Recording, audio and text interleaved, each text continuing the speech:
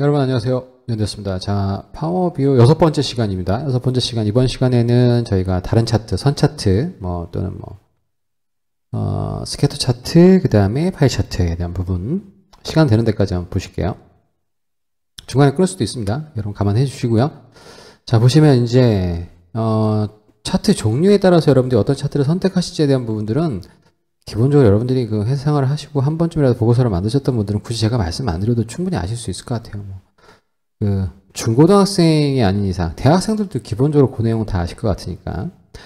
자, 일단 선 차트 같은 경우는 날짜의 흐름에 대한 부분이 들어가야 되기 때문에 반드시 그때 좀 많이 쓰이죠. 그래서 판매 일자별 매출에 대한 부분을 가지고 좀 보실게요.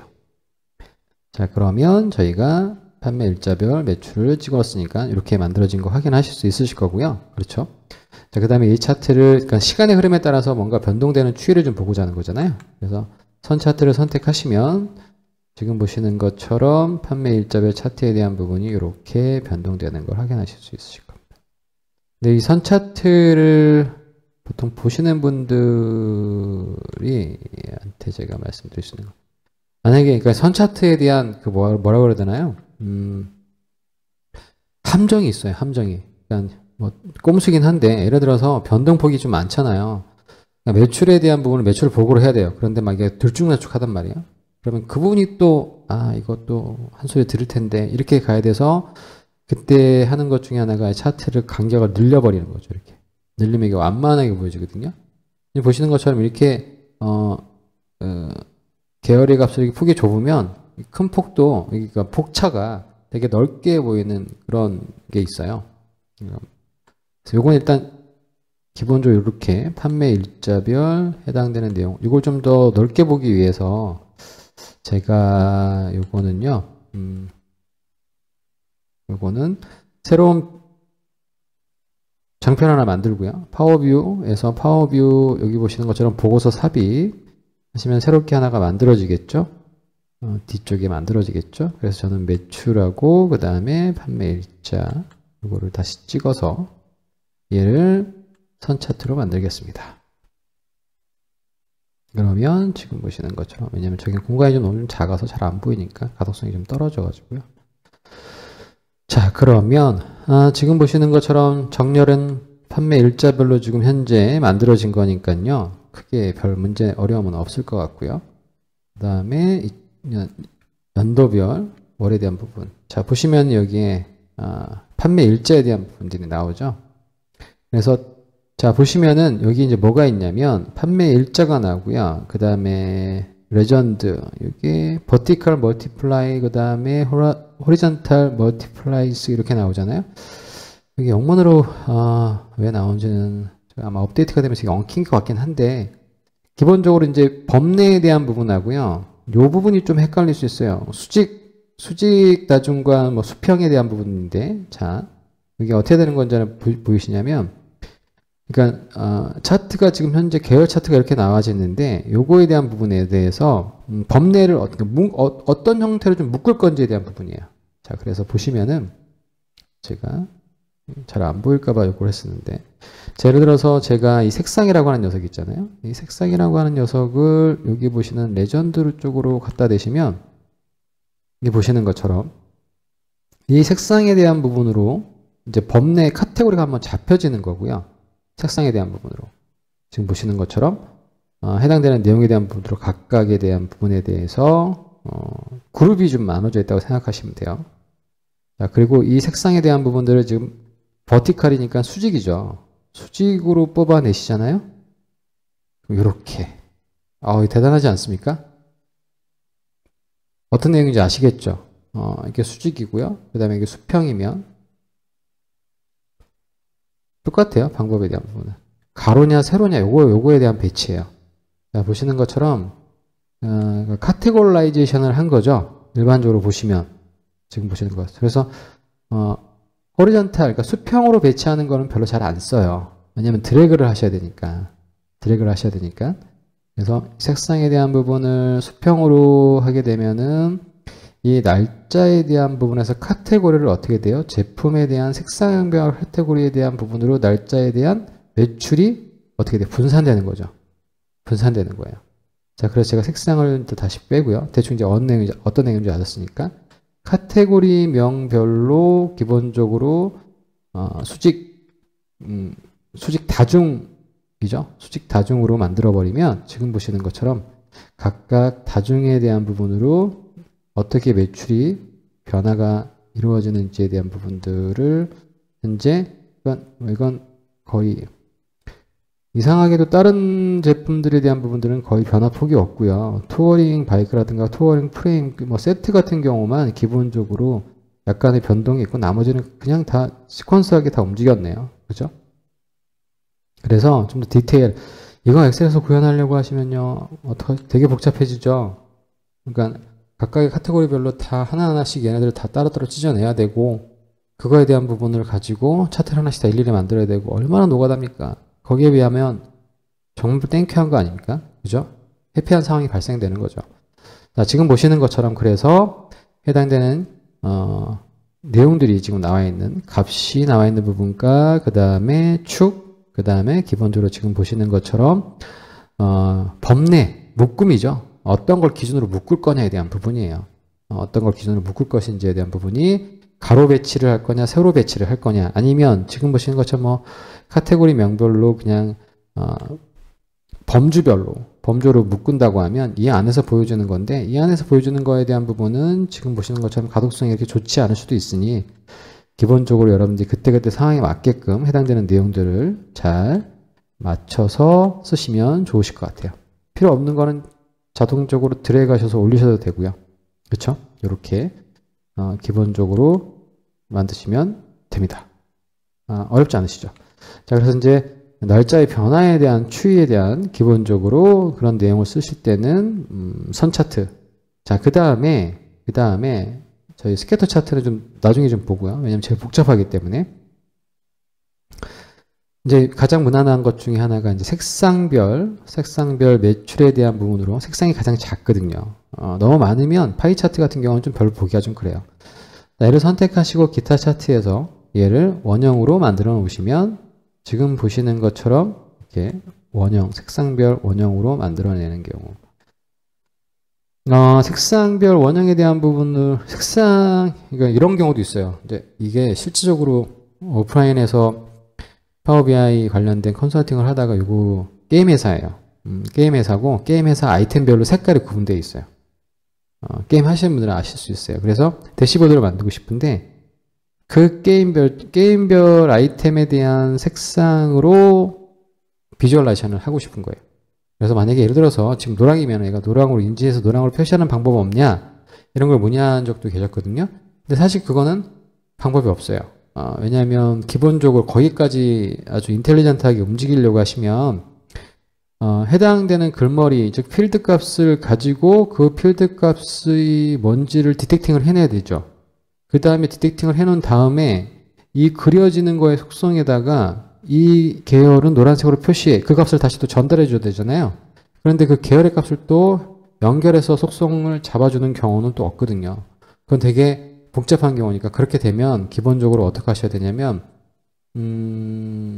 그게 BI에서 가능할지는 가능하지는 않을 거예요. 왜냐하면 색상을 따로 또 컬러를 또 만들어줘야 되는데 그 컬러를 기반으로 해서 값을 가지고 또 이걸 넘겨줘야 되기 때문에 그 부분은 사용자 지정 인터페이스를 만들어서 사용자 지정 객체를 만드는가 그 프로그래밍을 해야 되는 방법밖에 없습니다. 아니면 다른 솔루션을 구현하셔야 돼요. 태블로에서는 어떻게 되는지 저도 좀 확인을 해봐야겠지만 자바스크립트 기반의 D3 같은 경우는 가능할 수도 있을 것 같아요. 왜냐면 프로그램 기반이니까. 기본적으로 계열값 가져오는 거는 RGB 값을 갖고 와서 넘기면 되는 거니까요. 아무튼 뭐 그런 경우도 있다라고 하는 것. 그래서 지금 보시는 것처럼 색상별로 지금 보시면 이제 이 색상에 대한 부분을 뭘로 어떻게 표시를 할 거냐. 그게 좀 더 직관적이긴 하죠. 사실 보시면은 실버는 실버에 비슷한 색깔로 가면 좋고 블루는 블루에 가는 색깔로 가는 게 훨씬 좋은데 지금 보시는 것처럼 이렇게 노랑이라고 해놓고 초록색을 해놔버리면 이게 좀 가독성이 좀 떨어지긴 해요. 그렇죠? 그래서 이 부분에 대한 색깔은 지금 현재 기본적으로 줄 수는 없다. 그리고 이 파워 뷰에서는 요 해당되는 색상에 대한 부분들을 제가 임의적으로 요 계열은 어떤 색으로 줘라. 이게 지금 현재 어떻게 돼요? 메뉴가 없어요. 불가능해요. 하지만 파워 BI 데스크탑에서는 이 계열별 색상을 제가 따로따로 줄 수가 있습니다. 따로따로 줄 수가 있고요. 자, 그 다음에 보시면은 여기에서 우리가 일반적인 슬라이드 이게 뭐죠? 그 차트와 틀리게 지금 보시는 건 이제 버티컬 멀티플라이즈, 그 다음에 호리존탈 멀티플라이즈에 대한 부분들, 그러니까 수평 수직에 대한 다중에 대한 부분들은 저희가 보셨기 때문에 이게 이제 어떤 건지 그룹에 대한 부분들은 여러분 아실 거잖아요. 근데 이제 슬라이스라고 하는 게 처음 이제 튀어나왔죠. 그래서 제가 예를 들어서 만약에 카테고리명을 슬라이스로 가져오게 되면 지금 보시는 것처럼 해당되는 내용에 대한 부분 있죠. 얘를 쪼개주는 거예요. 카테고리 명별로 그 안을 세부적으로 잘라주는 겁니다. 안장 뭐 보시는 것처럼 자전거, 그러니까 그 기본적으로 해당되는 부분에 대해서 저 카테고리 명별로 몇 개의 슬라이스가 있는지에 대한 부분들을 이제 쪼개서 표시를 해주는 거기 때문에 단순하게 하나만 표현되는 게 아니라 이게 자전거 스탠드의 NA이다 갖다 대시면, 그 다음에 색상은 실버긴 실버인데 투어링 프레임에 대한 실버다. 뭐 이런 것들에 대한 부분들이 여기에 표시되는 걸 확인하실 수 있으실 거예요. 만약에 카테고리 명에 대한 부분을 가지고 제가 버티컬로 갖다 내시면 대충 요건 미루어 짐작하실 수 있으시겠죠? 보시는 것처럼 각각의 그러니까 수평 기준으로 했을 때 해당되는 부분으로 우리 아까 보셨던 선 차트에서 이렇게 카테고리 범주별로 찢어내는 것처럼, 파이 차트 같은 경우를 가지고 저렇게 만들어내면 안에 세부 목록이 있는 경우 같은 경우는 이게 하나의 단일 품목이기 때문에, 그죠? 이게 하나 전체가 나오게 되겠지만, 기본적으로 해당되는 내용이 여러 가지로 구성되어 있을 때는 그 안에 또, 서브 카테고리가 나오게 되는 거죠. 그 카테고리별로, 색깔별로 만들어지는. 페다 같은 경우는 지금 색깔이, 없죠? 없기 때문에 이렇게 만들어지는 거기 때문에, 그러면 이제 이거를 갖다가 반대로 쓸 수도 있어요. 지금 보시는 것처럼 색상 그룹에 대한 부분이 노란색이 있는 거, 색상이 없는 거 이렇게 나와줄 수 있잖아요. 그러니까 아예 기본적으로 요거에 대한 부분을 카테고리 한번 해보실까요? 뭐 말씀드린 것보다는 보여드리는 게 가장 좋으니까. 자, 제가 이제 카테고리 명에 대한 부분으로 매출을 만들어 놓을 거고요. 그 다음에 이 녀석을 저희는 차트를 원형 차트, 파이 차트로 만들어낼 겁니다. 되셨죠? 그러면 카테고리 되게 많잖아요. 자, 여기에서 저희가 색상별로 색상을 수직 계열로 이제 나누게 되면 지금 보시는 것처럼 이렇게 되셨죠?